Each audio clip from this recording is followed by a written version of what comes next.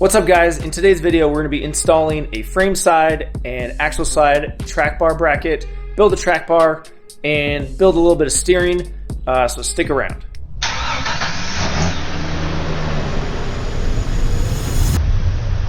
So first off, we need to talk about why you would change your track bar from the factory setup. One, the frame side is a single shear design and it doesn't hold up off-roading very well. Mine has ripped off the frame 2 times, one before I owned it, and I could tell it was re-welded on, and then one time I kind of tore it off a little bit again and I re-welded it. So it had been re-welded on twice. One of the things you can do is add a relocation bracket. This is one that slides over the frame and bolts to the single shear track bar bracket and lowers it and puts it in a better location. That is a good option for you guys out there who have not had a bunch of modifications like mine. Now the factory mounting on the axle is underneath the axle, and why you want to move it to the top of the axle is as you lift your vehicle up, your steering geometry and the track bar relationship, everything is going to change as you lift it up higher.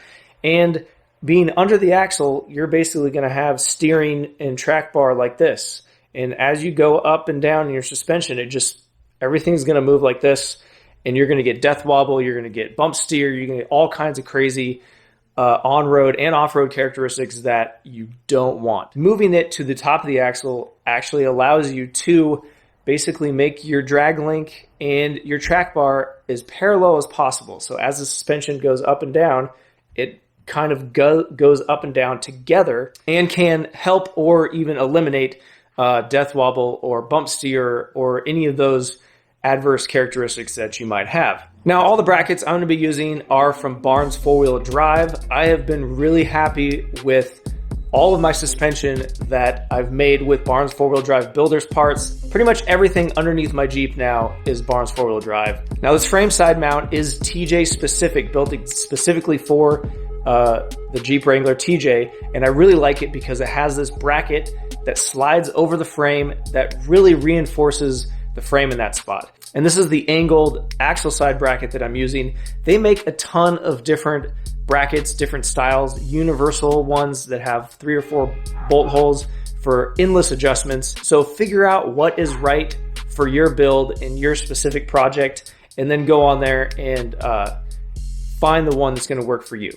And if you're interested in getting 10% off anything you purchase at Barnes 4-wheel drive, click the link in the description. It'll automatically give you 10% off everything in your cart, or just use the code MuddyBeards at checkout. That will do the same thing. Now everything you need is here in the cart, total of $138 with a 10% discount. Enough talk, let's get started.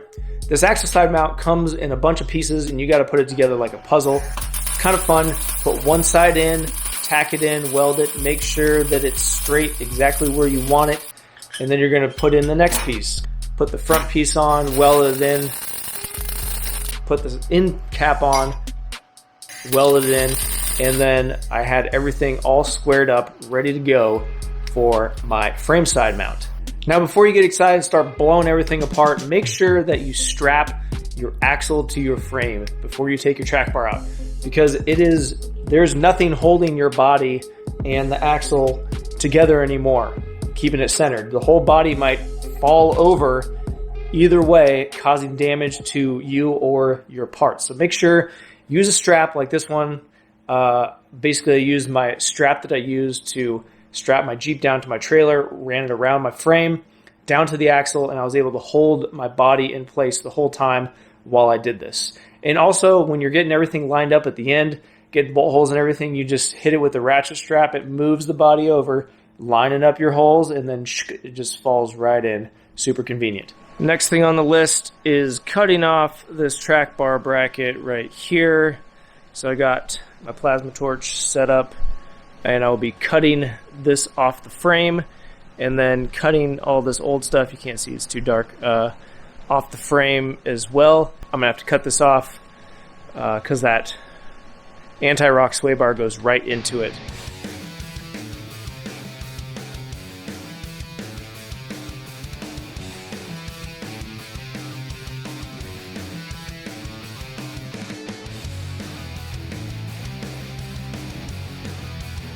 My old bracket that was on the outside of the frame here, I was able to plasma cut out most of it, grind it all down.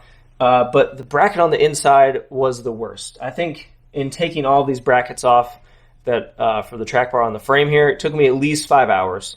I took a ton of breaks because it was just so miserable. But just so you guys are aware that you'll have to do that. So this plate's going to reinforce the frame and change it to a double shear instead of a single shear mount. So instructions say we want to about 1.25 inches off of this coil tower. So we got it here, and mark the frame and set this up in here. Just kind of visually check that it's, you know, in the right area. That's perfect right there. So let's tack it in.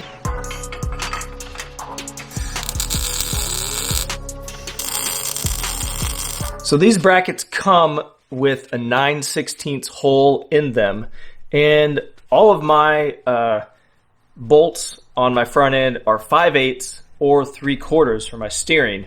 So I need to drill these out to 5/8, which is what I'm running on my track bar. So let's drill this thing out.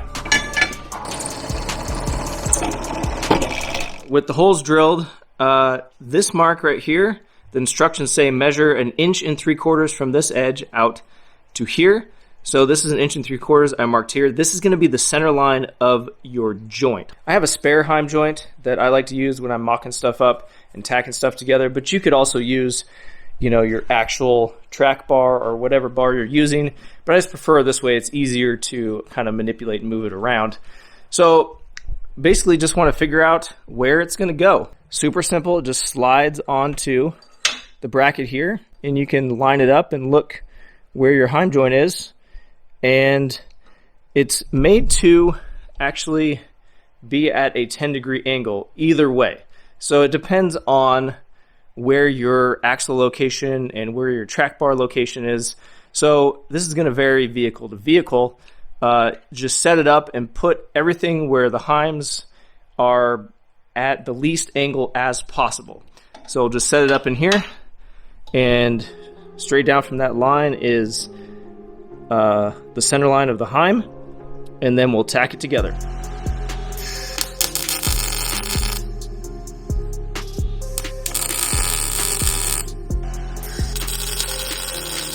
So looking through the brackets, straight down to the axle side track bar mount and track bar, perfectly aligned. Next up is to tack in these little reinforcement pieces that go in this bent tab. So we'll set these in here, we'll tack them in, and we'll take everything back apart. I probably will take the whole front axle out again once I get my steering set up and this track bar set up before I fully weld all of this in, because it's going to be a lot easier just laying underneath it and getting access to all the different sides without the front axle and the steering and everything in here. You need to invest in this little laser guy right here. It's about $60. And what I'm doing here is I found the center line of my Jeep right here, transferred it down to the ground, and I did the same thing in the rear. So I can shoot this laser all the way down my Jeep and find the center of my Jeep in the back on the floor and the center here, and shoot it all the way down, and that's my center line of my whole Jeep. So I marked out the center of the axle earlier, and I just matched that up with the center line of the Jeep, and that's how I get my axle centered.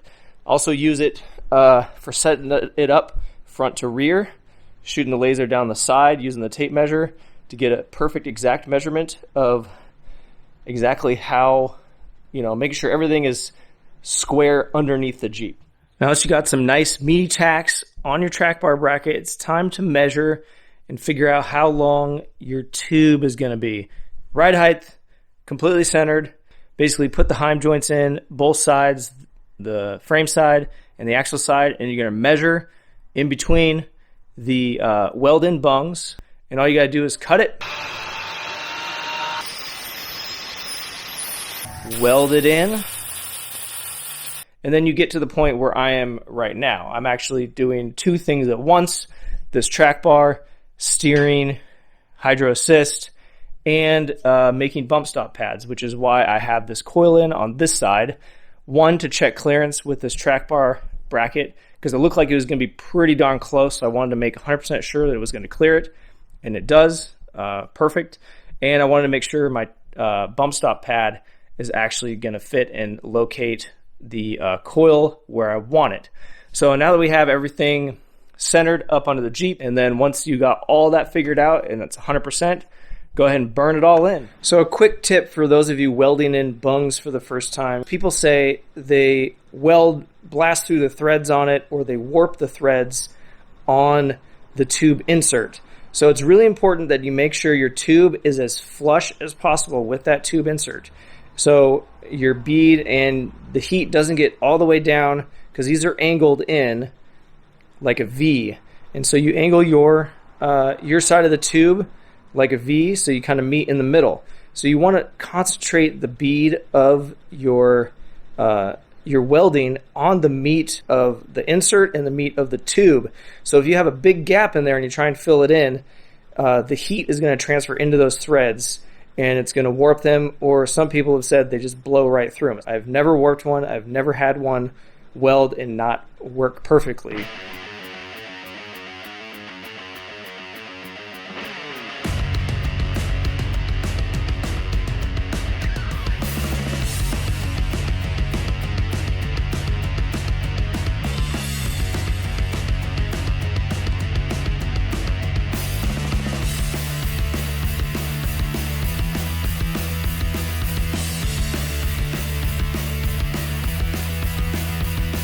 I was able to weld about 50%, a decent weld, 50% on the top here. And for that last little bit that I couldn't get to, I put a bead of RTV silicone just on that spot that I couldn't get welded, just so water and debris and stuff doesn't get inside it. Okay, with everything bolted in, sitting on jack stands under its own weight at ride height, we are going back to our trusty laser here. So what you want to do is get it set up where it's centered up on your mark for your frame in the front, mark on the frame in the rear, which I marked down on the floor. The front, now the mark that I had on the floor no longer matters at all anymore, because the front of the body is going to be moving left and right as we adjust our track bar. So straight on the front and the rear, laser's going down the center line of the Jeep, perfectly down the center. And we want to line it up with our little mark that we got right here. This is the center line of my axle. I figured it out, measured it out a while back. That is the center line. So what we need to do is get this mark, and that mark down there all straight, perfectly centered. So if it's not perfectly centered, you're just going to adjust your track bar with whatever method you have. Mine, I just spin it left or right, and it moves. It will move the body of the Jeep, the frame of the Jeep, left and right here in the front. So you're going to have to readjust your laser a little bit as the body moves over, either left or right, depending on which direction you need to go. Readjust your laser so it's centered with the front of the Jeep and the rear of the Jeep, and then reassess your center line on your axle. Mine, I already set it up last night, so it is perfectly centered, and I am good to go on that.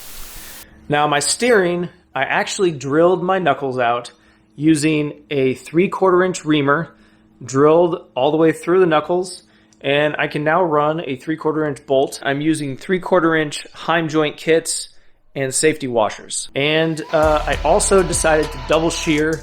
So I added some plates, drilled them out, and welded them to the top of the knuckle, giving me a double shear on my tie rod on both ends. Unfortunately, after all this work working on the mounts on this passenger side knuckle, I'm going to totally abandon it and redesign my steering back to my original design from 2016, which worked great, because before it even reaches full droop, the Heim joint is bottoming it out on the misalignment spacer and on the bracket itself, causing it to twist the bracket that's on this knuckle, which probably is going to lead to it breaking, cracking, and ripping off, which I don't want to deal with. So let's fix it up.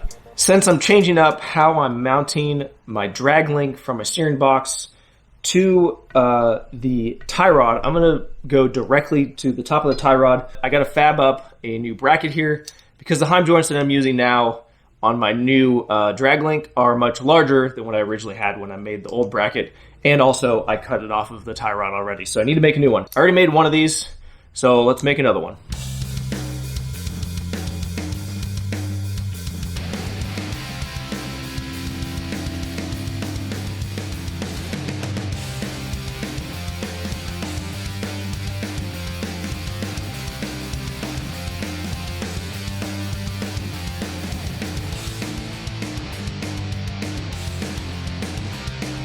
So here it is, all prepped and ready to weld on.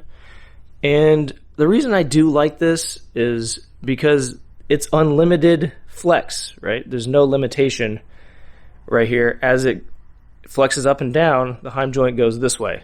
Another trick when welding this is you don't want to fight to get this heim joint in every time. So what I'll do is I'll tack big heavy tacks on both sides on both of these, and then I will loosen this up where there's like tiny little bit of gap there, and then I will fully weld these bottom pieces on, and then it'll expand just enough that it'll slide in perfectly. So let's do it.